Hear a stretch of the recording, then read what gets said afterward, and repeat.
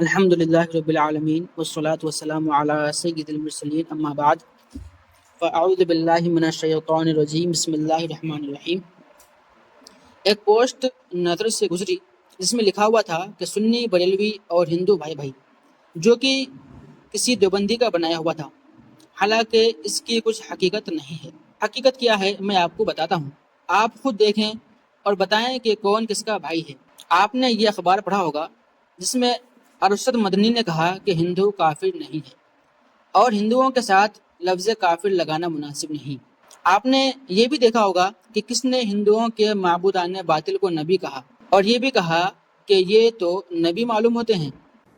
اس میں تو یہ کہا گیا کہ شبہ اہل کتاب ہے، نیئرسٹ جو ہے وہ اہل کتاب ہے۔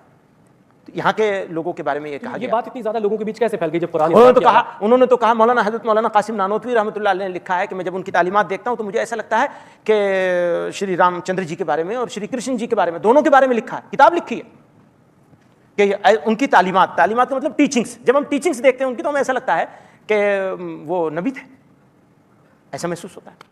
آپ نے یہ بھی دیکھا ہوگا کہ کس نے کہا کہ جو مسلمان ان معبودان باطل کا سمان نہ کرے، عزت نہ کرے، وہ مہا پاپی ہے، معاذ اللہ۔ اور یہ بھی کہا گیا کہ مسلمانوں پر لازم ہے کہ ان کی عزت کرے، ان کی تعظیم کرے۔ چاہے شری کرشن جی ہوں، چاہے شری رام چندر جی ہوں، اگر کوئی مسلمان ان کا انادر کرے یا ان کا سمان نہیں کرے تو وہ پاپی ہے، مہا پاپی ہے۔ اگر کوئی مسلمان ان کا انادر کرے یا ان کا سمان نہیں کرے تو وہ پاپی ہے، مہا پاپی ہے۔ مسلمان کے کرتویہ میں کمپلسری ہے، مسلمان کے لیے لازم ہے، مسلمان کے لیے کہ وہ ان کی عزت کرے، ان کا سمان کرے۔ مسلمان کے کرتویہ میں کمپلسری ہے، مسلمان کے لیے لازم ہے، مسلمان کے لیے کہ وہ ان کی عزت کرے، ان کا سمان کرے، ان سے محبت کرے۔ ٹیچنگز کو دیکھ لیجئے، تعلیمات ہم لوگ اردو میں بولتے ہیں، ان کی ٹیچنگز کو دیکھ لیجئے۔ اگر شری رام چندر جی کی ٹیچنگز کو آپ اٹھا کر کے دیکھ لیں اور حضرت محمد صاحب کی ٹیچنگز کو اٹھا کے دیکھ لیجئے، اگر آپ کو ڈفرینس مل جائے، نہیں ملے گا، ٹیچنگز کو دیکھ لیجئے، تعلیمات ہم لوگ اردو میں بولتے ہیں، ان کی ٹیچنگز کو دیکھ لیجئے۔ اگر شری رام چندر جی کی ٹیچنگز کو آپ اٹھا کر کے دیکھ لیں اور حضرت محمد صاحب کی ٹیچنگز کو اٹھا کے دیکھ لیجئے، اگر آپ کو ڈفرینس مل جائے، نہیں ملے گا، ڈھونڈتے استغفر اللہ۔ اور معاذ اللہ یہ بھی کہا کہ کرشنا کی تعلیم اور نبی کریم صلی اللہ تعالی علیہ وآلہ وسلم کی تعلیم میں کوئی فرق نہیں ہے، دونوں برابر ہے، معاذ اللہ رب العالمین۔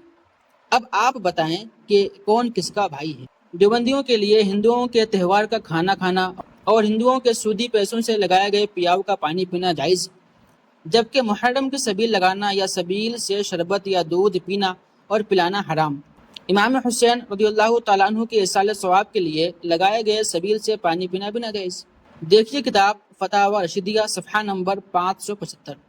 دیوبندی مولوی رشید احمد گنگوہی لکھتا ہے، ہندو تہوار ہولی یا دیوالی میں جو کھانا بطور تحفہ بھیجتے ہیں ان کا لینا اور کھانا مسلمان کے لیے درست ہے۔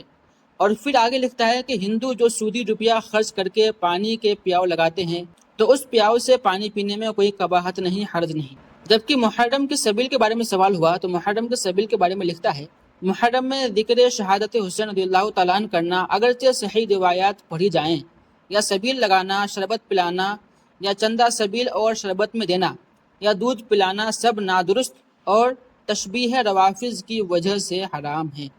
اس سے معلوم ہوتا ہے کہ دیوبندیوں کو امام حسین رضی اللہ تعالیٰ عنہ کی شہادت کے ذکر کرنے، خواہ اس میں صحیح روایات پڑھی جائیں، اور محرم میں لوگوں کو شربت اور دودھ پلانے میں تو تشبیہ روافظ نظر آتی ہے، جس وجہ سے یہ سب ان کے نزدیک حرام ہے، جبکہ ہندوؤں کے تہوار میں ان کا کھانا کھانے، ان کے سود کے پیسوں سے لگائے گئے پیاؤ سے پانی پینے میں ہندوؤں کی تشبیہ نظر نہیں آئی، بلکہ اس میں کوئی حرج نہیں، اور یہ سب ان کے نزدیک درست اور جائز ہے۔